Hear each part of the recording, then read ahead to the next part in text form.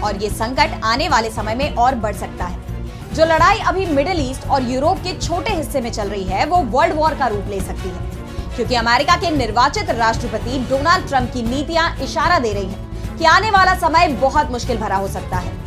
संकट विश्व शांति का ही नहीं, बल्कि ट्रंप दुनिया को आर्थिक युद्ध में भी धकेल सकते हैं।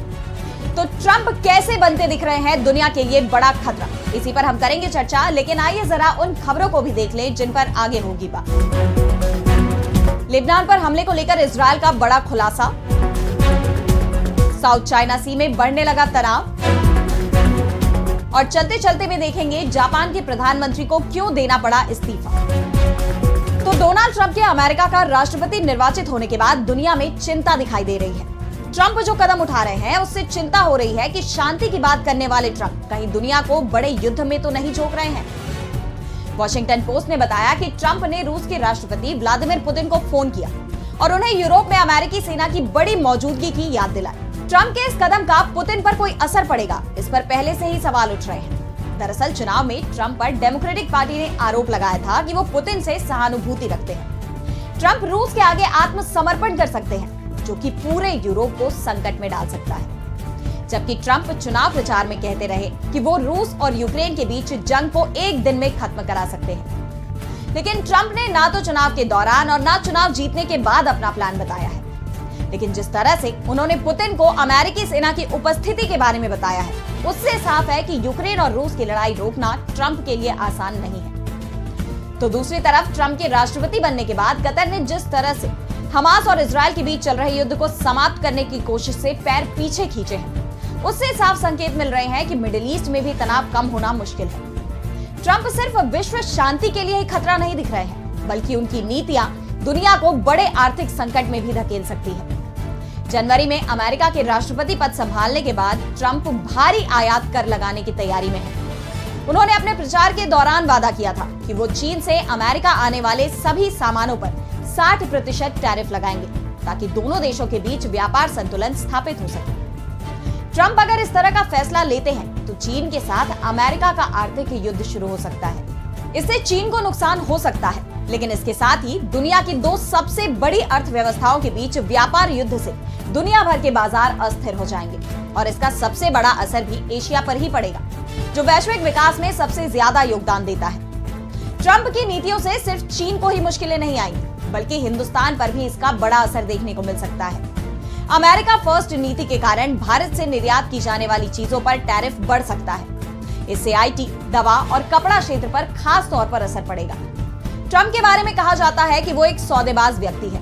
वो भारत के कुछ उत्पादों पर टैरिफ बढ़ाकर अमेरिकी उत्पादों के लिए भारत में टैरिफ कम करने की मांग कर सकते हैं। ऐसे में साफ है कि भले ही हिंदुस्तान के विदेश मंत्री एस जयशंकर दावा कर रहे हों कि ट्रंप के शासन से हिंदुस्तान को कोई डर नहीं है, लेकिन ट्रंप की नीतियां जरूर सिर्फ हिंदुस्तान को ही नहीं, पूरी दुनिया को डरा रही हैं। चाहे युद्ध हथियार का हो या आर्थिक, ट्रंप की नीतियां बड़े संकट का संकेत दे रही हैं। अब बढ़ते हैं अगली खबर की ओर, जिसमें हम बात करेंगे मिडिल ईस्ट की। इस साल 17 और 18 सितंबर के बीच लेबनान में हिजबुल्लाह समर्थकों के हजारों पेजर और वॉकी टॉकी में धमाके हुए, जिसमें लगभग 40 लोग मारे गए और 3000 से ज्यादा लोग घायल हो गए।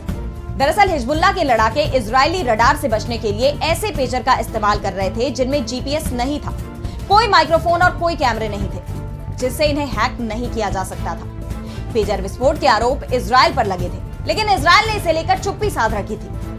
लेकिन अब इजरायल के प्रधानमंत्री बेंजामिन नेतन्याहू का बयान सामने आया है।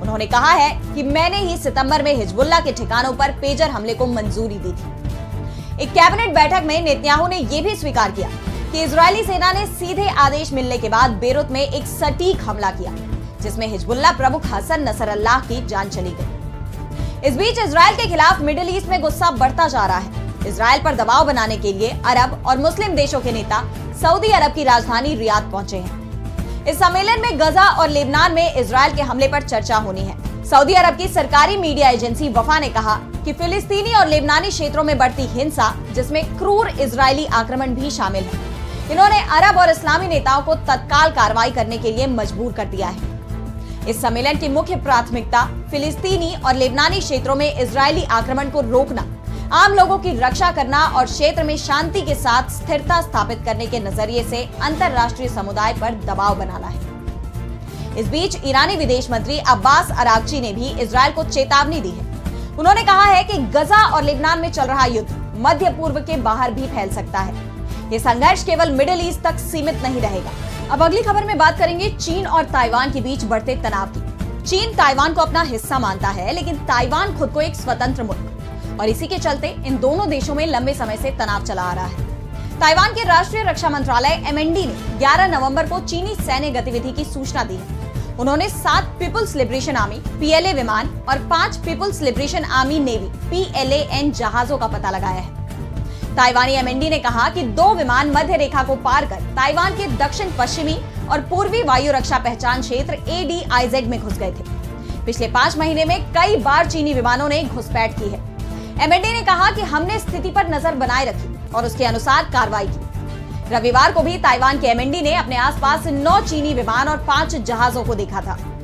ताइवान के राष्ट्रीय रक्षा मंत्रालय के आंकड़ों के अनुसार मई 2023 से नवंबर 2023 तक चीन ने ताइवान के एयर डिफेंस आइडेंटिफिकेशन जोन का 335 बार उल्लंघन किया। इसी दौरान चीन ने हवाई क्षेत्र का 1085 बार उल्लंघन किया, जो पिछले साल की तुलना में 3 गुना ज्यादा है। जुलाई 2023 में 50 चीनी विमानों ने ताइवान के वायु रक्षा क्षेत्र का उल्लंघन किया था, जबकि इस साल यानी जुलाई 2024 में 210 विमानों ने ऐसा किया, जो 4 गुना से भी ज्यादा है।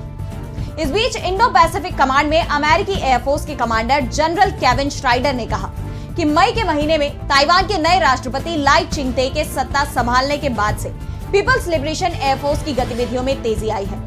लाई को चीन पसंद नहीं करता है और उनको अलगाववादी कहा जाता है। चीन की तरफ से बार बार कहा गया है कि वो ताइवान को अपना क्षेत्र मानता है। चीन के इस दृष्टिकोण को लाई की सरकार अस्वीकार करती है। ऐसे में दोनों पक्षों में एक तनातनी लगातार बनी हुई है। और अब चलते चलते में देखेंगे जापान की प्रधानमंत्री को क्यों देना पड़ा इस्तीफा। जापान के प्रधानमंत्री शिगेरू इशिबा और उनके मंत्रिमंडल ने देश के संसद में चुनाव से पहले ही इस्तीफा दे दिया है। जापान की संसद में प्रधानमंत्री पद के लिए 11 नवंबर को ही चुनाव होने वाले थे, लेकिन मतदान से पहले ही इशिबा प्रशासन के कैबिनेट मंत्रियों ने 11 नवंबर की सुबह कैबिनेट बैठक में सामूहिक रूप से अपना इस्तीफा सौंप दिया, जिसके बाद संसद में वोटिंग कराई गई और एक बार फिर जापान की संसद ने संघर्षरत नेता इशिबा को प्रधानमंत्री चुन लिया है। बताया जा रहा है कि शिगेरू इशिबा के सत्तारूढ़ गठबंधन को 1 दशक से भी ज्यादा समय में सबसे बुरी चुनावी हार का सामना करना पड़ा। इशिबा की सत्तारूढ़ लिबरल डेमोक्रेटिक पार्टी और उसके जूनियर पार्टनर कोमितो ने 27 अक्टूबर को हुए आम चुनाव में 465 सीटों वाले निचले सदन में अपना बहुमत खो दिया, जो जापान की 2 सदनों वाली संसद में सबसे ज्यादा शक्तिशाली है। इस हार के पीछे का कारण उनकी पार्टी के वित्तीय कदाचार और उसके प्रति उदासीन रवैये के कारण मतदाताओं में आक्रोश बताया जा रहा है। आम चुनाव के 30 दिनों के भीतर जरूरी मतदान में नए नेता को चुनने के लिए 11 नवंबर को एक विशेष संसदीय सत्र बुलाया गया था। आमतौर पर तो ये वोटिंग उतनी मायने नहीं रखती थी, क्योंकि LDP नेता का प्रधानमंत्री बनना लगभग तय था। इशिबा ने 30 सालों में पहली बार हुए चुनाव में शीर्ष विपक्षी नेता योशिहिको नोडा को 221-160 से हराया। उनके पिछले मंत्रिमंडल के अधिकांश सदस्यों को फिर से नियुक्त किया जाएगा, लेकिन इशिबा को उन 3 लोगों की जगह लेनी होगी जो अपनी सीटें हार गए या चुनाव परिणामों से प्रभावित हुए हैं। तो आज इस वर्ल्ड बुलेटिन में इतना ही। अब मुझे दीजिए इजाजत और देश दुनिया की तमाम बड़ी खबरों के लिए बने रहिए DB लाइव के साथ। नमस्कार।